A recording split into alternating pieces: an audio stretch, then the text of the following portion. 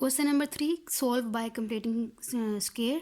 तो उसका part number 7 आज हम कर रहे हैं। तो 7 क्वेश्चन को अगर देखें, इससे पहले हमने जितने भी क्वेश्चन अटैम्प्ट किए वो सारे ही कोऑर्डिनेट इक्वेशन की स्टैंडर्ड फॉर्म में थे। तो उसके लिए उसके बाद आपको जो स्टेप्स रिक्वायर थे कंप्लीटिंग के फॉर्मूला से करने के लिए वो हमने स्टेप्स कर लिए थे। लेकिन इस फॉर्म में, इस क्वेश्चन में हमारे पास जो स्टेटमेंट है वो स्टैंडर्ड फॉर्म में नहीं है। तो फर्स्ट ऑफ ऑल हम इसको स्टैंडर्ड फॉर्म यानी कि ax² plus bx plus c इस फॉर्म में कन्वर्ट करेंगे। इससे पहले किसी भी क्वेश्चन में ये फॉर्म बनाने की ज़रूरत नहीं थी, ये ऑलरेडी इसी फॉर्म में हमें सवाल दे रहे थे। तो हम सबसे पहले ये फॉर्म बनाएंगे। ओके, तो ये ऐसे होगा कि ये एक टर्म है, इसको हम यहाँ ले जाते हैं तो ये वाली फॉर्म बन जाएगी। लेकिन -x² प्लस 15/2 और ये भी माइनस, तो हमारे पास मैक्सिमम टर्म्स आ रही हैं नेगेटिव में, है ना। 2 टर्म्स नेगेटिव में आ रही हैं और एक पॉजिटिव में। तो ऐसे भी नहीं हमने करना, हमने मैक्सिमम टर्म्स को पॉजिटिव रखना है। तो हम ऐसे करते हैं कि 7/2 जिस तरफ है 7/2x, इस तरफ में ये वाला जो -x है इसको मैं -x को इस तरफ ले जाती हूँ। तो 7/2 भी इस तरह पॉजिटिव ही रहा, तो ये -x के ये भी पॉजिटिव बन जाएगा। तो हमारे पास मैक्सिमम टर्म्स पॉजिटिव में आ जाएंगी। तो अब बात रहेगी ये 15/2 की प्लस 15/2, तो इसको भी हम यहाँ ले जाते हैं, ये बन जाएगा -15/2 और यहाँ रह गया = 0। अब 0 इस तरफ लिखा हुआ हो या आप 0 इस तरफ लिख लें तो कोई फ़र्क नहीं पड़ता, ठीक है। एक्चुअली तो ये सारी इक्वेशन = 0 है ना, तो आप इसको इस तरह भी रीअरेंज कर सकते हैं। तो अभी मैंने रीअरेंज किया है इस पूरे क्वेश्चन को। तो रीअरेंज करने के बाद हमारी इक्वेशन बन जाती है ये, ठीक है। तो अब मैं इसको लिखती हूँ अगेन। तो फर्स्ट स्टेप में हमने लिखा rearranging equation number 1, rearrange,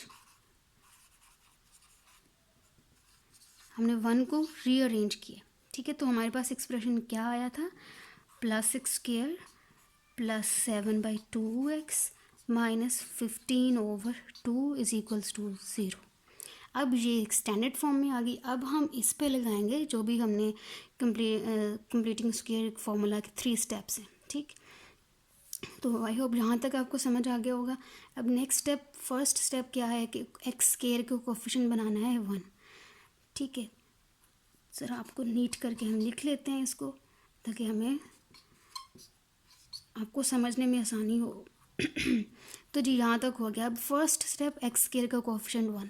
first step क्या है, x² का कोफिशिएंट होना चाहिए 1। तो यहाँ क्या है, 1 ही है। तो फर्स्ट स्टेप तो करने की हमें ज़रूरत नहीं है। सेकंड स्टेप क्या है, shift the constant term, shift करना है हमने कांस्टेंट टर्म को।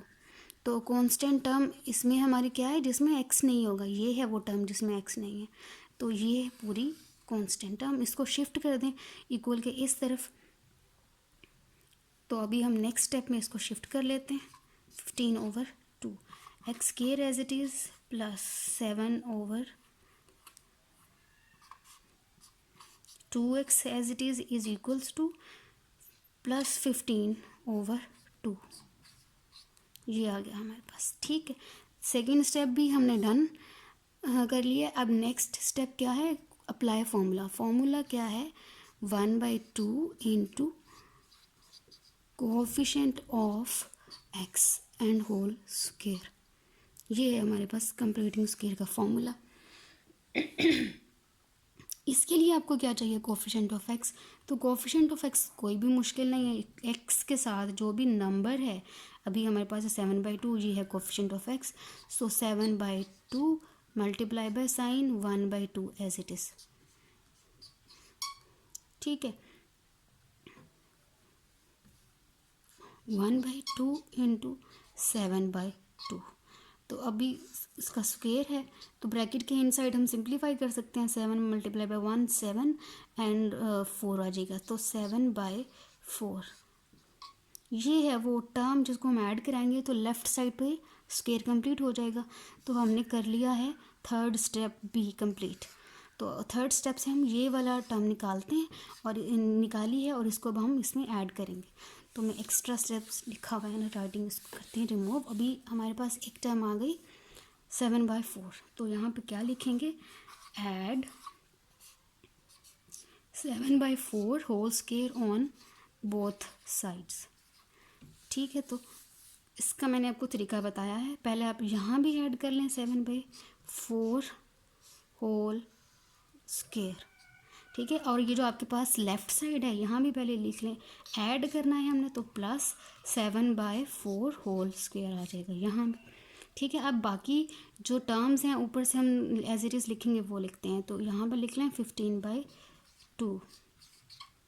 यहाँ पर हमने फर्स्ट टर्म लिखनी है, कंप्लीट नहीं लिखना, और आगे साइन प्लस। अब आप इस टर्म को यहाँ जो लिखा हुआ है इन दिस स्टेप, तो आप इसको भूल जाएं, यहाँ भी कुछ भी नहीं है। अभी आप सिर्फ इसको फोकस करें, ए स्क्वायर प्लस बी स्क्वायर, और यहाँ है प्लस। नेक्स्ट टर्म आएगी 2a एंड b। ये तो a है और ये है b, तो यहाँ हम a b की जगह उसकी वैल्यूज़ लिख देंगे। a है x, b है 7/4, ठीक है। अब देखें 2x 7/4 सिंप्लीफाई हो सकता है, 2 2 ज़ा, तो इसका आंसर आया x और 7/2, यानी आप इसको ऐसे लिख सकते हैं ना 7/2x, ठीक है। ये जो मिडल टर्म हमने इस और इस टर्म को देख के बनाई है, this middle term formula complete करते हुए उसको सिंप्लीफाई करें तो बनता है 7/2x। अब जो मैंने कहा यहाँ आप इग्नोर कर दें, यहाँ जो लास्ट टर्म है इसके बाद जो लास्ट टर्म ये वाली आनी थी, तो ये वही बनती है जो मैंने फार्मूला कंप्लीट करके लिखी, ये वाली टर्म जो मैंने फार्मूला कंप्लीट करके लिखी और ये वाली टर्म जो हमारे पास क्वेश्चन से आ रही है, ये दोनों सेम होनी चाहिए। तो ये दोनों सेम ही हैं, तो अभी ये भी हो गया हमारा डन।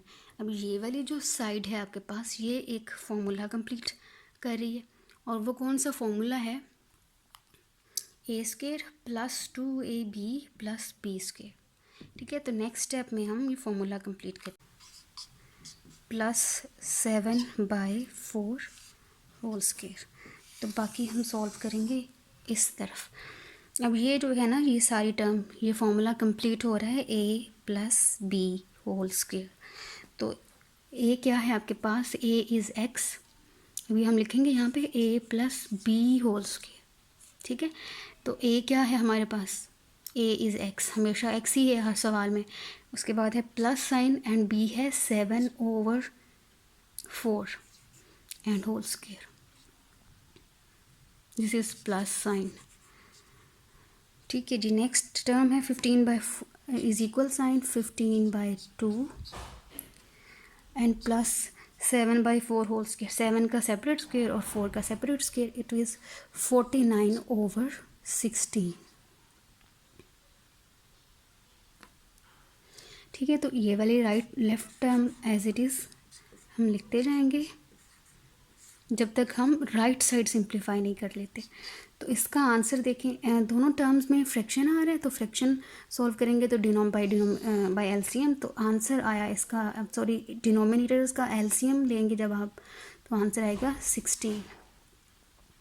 तो 16 फर्स्ट टर्म को सॉल्व करते हुए 16 would be divided by 2, 16 divided by 2, answer is 8, ठीक है जी। तो यहाँ पर आएगा 8 and into 15 plus 16 divided by 16 1 और 49, क्लियर है जी। नेक्स्ट स्टेप में हम इसको मज़ीद सिंप्लीफाई करेंगे, ये टर्म आप लिखे जाएंगे एज इट इज़, 16 8 और 15 को हम करेंगे मल्टीप्लाई, ओके। तो 18 मल्टीप्लाई बाय 15 इज़ 120 प्लस 49, ठीक है। इन दोनों को हम ऐड करेंगे तो आपके पास आंसर आएगा 169 ओवर 16 है हमारे पास, ओवर 16, ठीक है। तो नेक्स्ट स्टेप में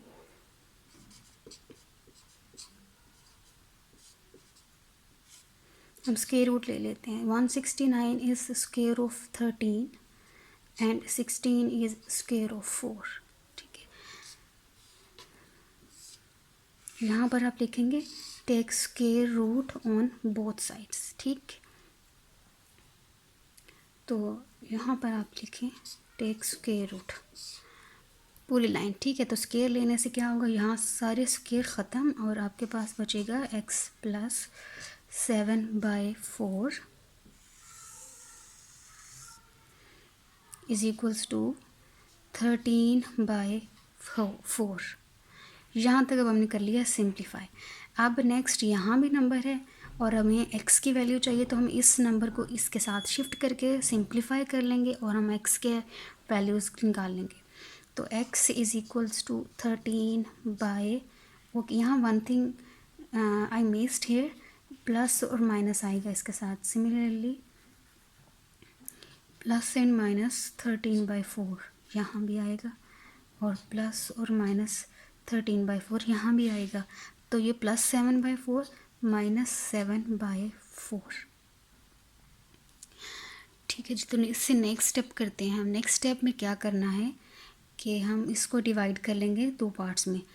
x is equal two plus 13/4 minus 7/4 और दूसरी इक्वेशन हमारे पास बनती है x is equals to plus 13/4 लिख लिया, अब माइनस 13/4 और ये माइनस 7/4 एज इट इज़ ये वाला। तो अभी हमने दो इक्वेशंस बना ली हैं, इन दोनों इक्वेशन से x की वैल्यूज़ फाइंड करेंगे और हम लिखेंगे x का सोल्यूशन सेट, इसका सोल्यूशन सेट। तो नेक्स्ट स्टेप हम करते हैं, इस टर्म को पहले सॉल्व कर लेते हैं। इसको क्वेश्चन नंबर कह दें 2। फ्रॉम 2, जब 2 को हम सॉल्व करेंगे तो यहाँ सिर्फ एलसीएम है, एलसीएम सॉल्व करना कोई मुश्किल काम नहीं है। दोनों टर्म्स का डिनोमिनेटर सेम है तो डिनोमिनेटर में 4 ही आ जाएगा। 4, तो 4 से 4 कैंसिल, 1 13। जब डिनोमिनेटर दोनों के सेम है तो ऊपर वाले डिनोमिनेटर हम एज इट इज़ लिख लेते हैं। सो 13 माइनस 7 आ जाएगा एज इट इज़। इसका सोल्यूशन है आपके पास 6/4। ठीक है, सब्ट्रैक्ट करेंगे तो 6/4 और x की वैल्यू आएगी आपके पास 2/3 जब आप इसको कटिंग करेंगे। ठीक है, फ्रॉम 4 3 इसको आप क्वेश्चन 3 कह लें। 3 से हम x की वैल्यू एक सब्ट्रैक्ट कंक्लूड कर सकते हैं, इसमें भी डिनोमिनेटर दोनों का सेम है तो फिर क्या होगा, एलसीएम सेम आएगा विच इज़ 4। ऊपर है -13 एज इट इज़ और -7 ये भी एज इट इज़। इसको सॉल्व करेंगे तो आपके पास आंसर आएगा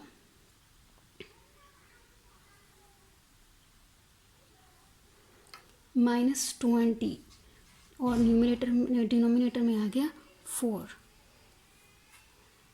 x की वैल्यू आएगी -20/4। तो इसको हम फर्दर सिंप्लीफाई करें तो आंसर बनता है -5। So solution set is equals to, दो वैल्यूज़ आई, one value is this one 2/3 और सेकेंड वैल्यू है -5। तो इन दोनों का हमारे पास सोल्यूशन सेट बनेगा। So this is our solution set.